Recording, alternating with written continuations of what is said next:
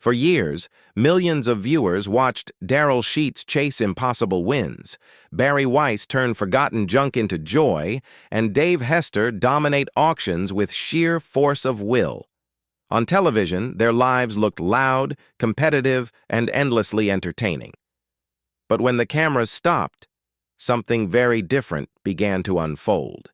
Illness, silence, broken relationships, and sudden disappearances replaced the cheers and bidding wars. This is what really happened when the spotlight faded and reality finally caught up with the people behind the lockers. Daryl Sheets, when the gamble turned inward. For most fans, Daryl Sheets was the beating heart of the auction floor. Loud, fearless, and always willing to risk everything on a single bid, he wasn't just buying storage units. He was performing confidence. For over 3 decades, auctions defined his identity, and on television that energy only grew stronger.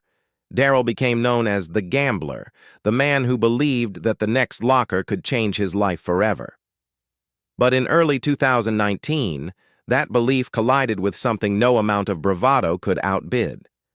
For months, Daryl had been feeling unwell. He didn't tell anyone.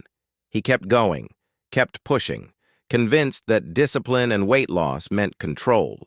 He had dropped nearly 100 pounds using a structured diet program and believed he was finally getting healthier. Then his body failed him. Daryl suffered not 1, but 2 heart attacks.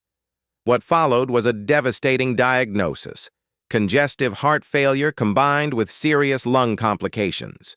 The irony was brutal. Just as the outside looked stronger, the inside was breaking down.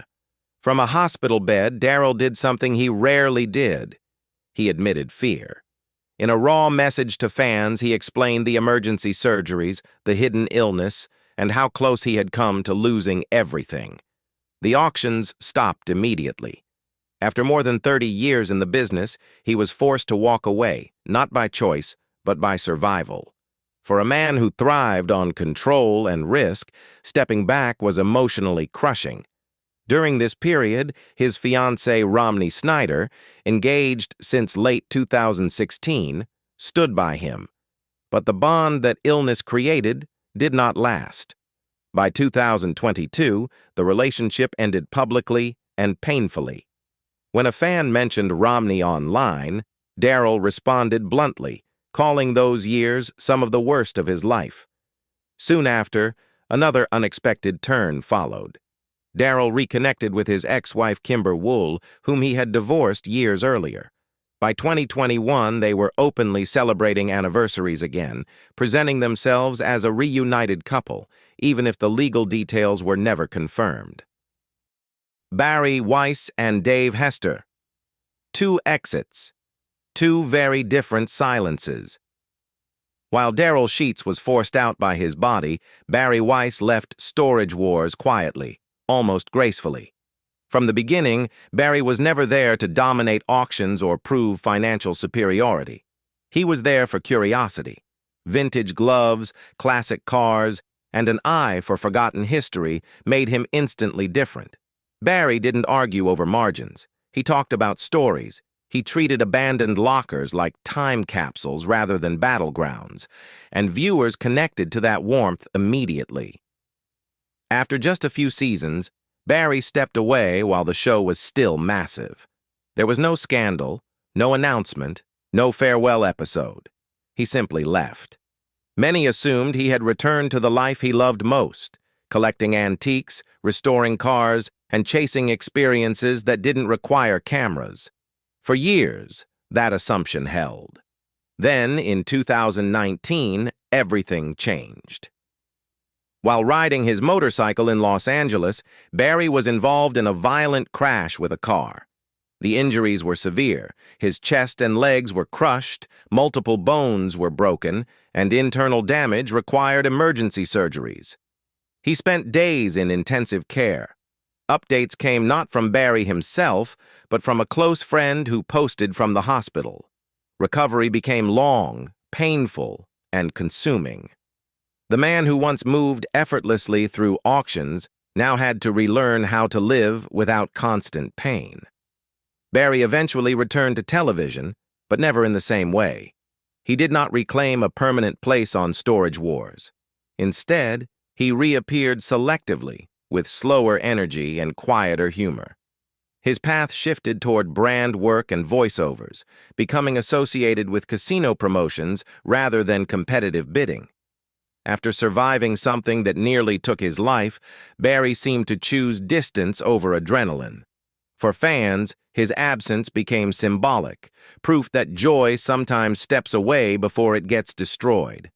If Barry's exit felt gentle, Dave Hester's disappearance felt abrupt and unsettling. From the first auction, Dave made it clear he wasn't there to entertain. He was there to win. Loud, confrontational, and hyper-focused on control, Dave built his reputation as the villain viewers loved to hate. Winning mattered more than likability, and for years, that intensity defined him. Then, in 2018, Dave suffered a serious stroke in the middle of the night. The effects were immediate and frightening. His speech was impacted. His coordination failed. He disappeared from the show while undergoing emergency care and weeks of physical rehabilitation. While others continued bidding on screen, Dave was learning how to regain basic control over his body. He eventually returned to the auction world, but not to television. The man who once fought over every dollar now operated quietly, organizing real auctions without cameras or catchphrases. Storage Wars was no longer central to his identity. The silence wasn't defeat. It was adaptation. Dave's story became less about dominance and more about survival, a reminder that even the loudest voices can be humbled overnight. Ivy Calvin and the Dotsons, when family mattered more than the camera. When Ivy Calvin first appeared on Storage Wars, he arrived with authority. A former arena football player and mixed martial artist, Ivy carried himself like someone who had already survived pressure long before television found him. On the auction floor, he was calm, calculating, and almost impossible to read. Fans quickly labeled him the King of Palmdale, not because he was loud, but because he rarely made mistakes. Ivy didn't chase attention. He chased control. Unlike many cast members, Ivy entered the show with a plan already in motion. His resale business, Grandma's Attic, was not a side hustle created for television. It was a machine built on relentless work. The store operated from morning until midnight, sometimes even later, nearly every day of the week. Yard sales became weekend events. Fans traveled long distances just to shop items seen on the show. By the time Ivy joined the cast full-time, the foundation of his financial independence was already set. But as seasons passed, viewers noticed something changing. Ivy began appearing less often. His once dominant presence softened into occasional appearances. Behind the scenes, his priorities were shifting. Ivy had begun facing personal health concerns, issues he never dramatized publicly. At the same time, his focus turned inward, toward family. His sons, Ivy Jr. and Isaiah, started appearing beside him at auctions. He allowed them to place bids, to make decisions, and to learn under pressure. It wasn't entertainment, it was training. Ivy's home life mirrored this shift. He and his wife Wendy kept their family largely private, avoiding social media exposure and public interviews. Hunting and fishing trips replaced red carpets. The lessons Ivy once learned in combat sports, patience, discipline, and restraint, were now passed on quietly to his children. Eventually, Ivy didn't announce a departure. He simply reduced his presence. The King of Palmdale didn't fall. He stepped back, choosing longevity over visibility. While Ivy's retreat was gradual, Dan and Laura Dotson faced a moment where everything nearly ended overnight. As auctioneers, they were the pulse of Storage Wars. Their rapid-fire chant and seamless coordination kept auctions moving. They weren't characters, they were infrastructure. Without them, there was no rhythm. Then, one morning in 2014, Laura noticed something was wrong. Dan complained of double vision. Minutes later, he collapsed. He stopped breathing.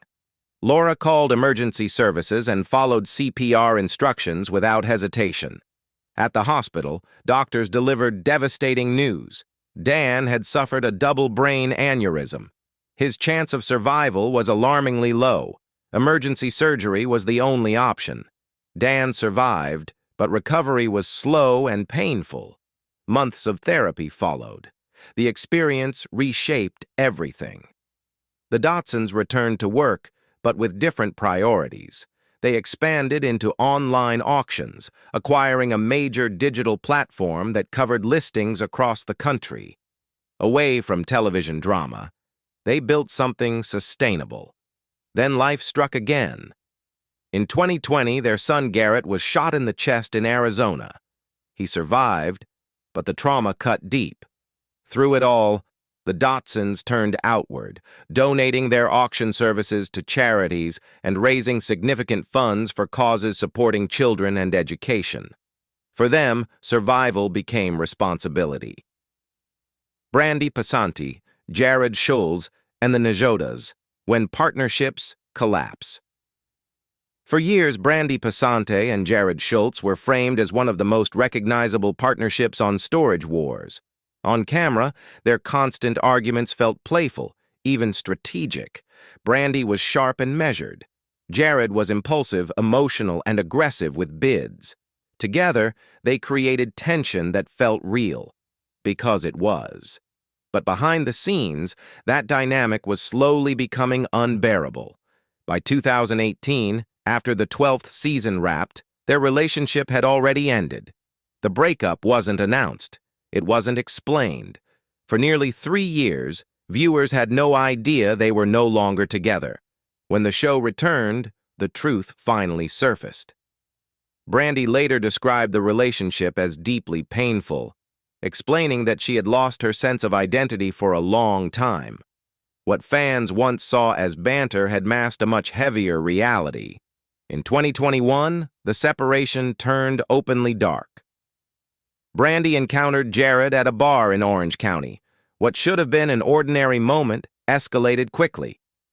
According to court records, Brandi asked him to leave. Instead, he became aggressive and shoved her twice before leaving the scene. Prosecutors later charged Jarrod with misdemeanor domestic violence. The incident reframed everything viewers thought they knew about their relationship. This was no longer reality television drama. It was real harm. Afterward, Brandi focused on rebuilding her life away from conflict. She took full custody of their children, Cameron and Peyton, and spoke openly about raising them largely on her own even before the breakup. She launched a podcast, reconnected with her own voice, and began a quieter relationship away from public chaos. For Brandi, stepping back from the show wasn't retreat. It was recovery. Jarrod's path moved in the opposite direction. His presence on the show faded quickly after 2019.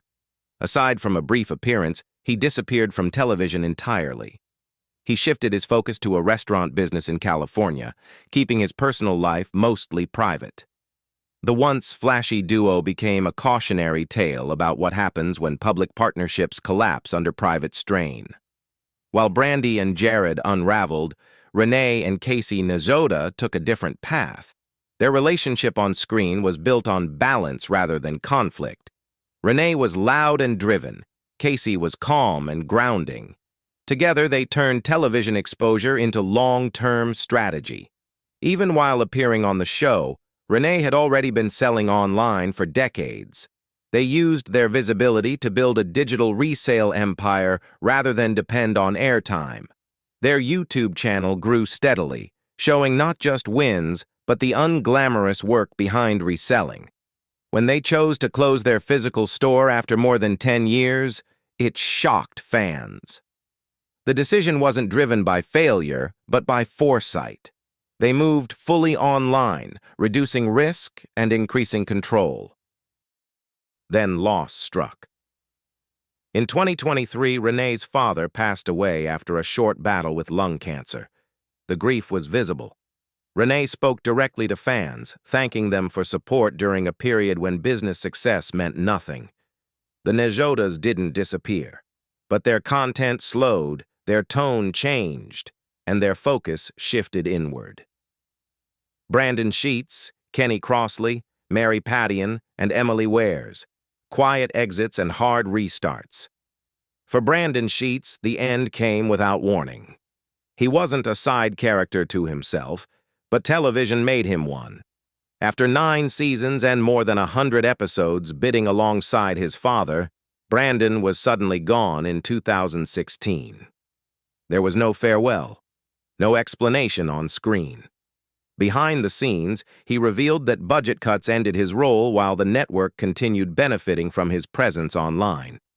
For someone who had grown up in the auction world, the loss wasn't just financial, it was personal. Brandi left California and rebuilt quietly in Arizona.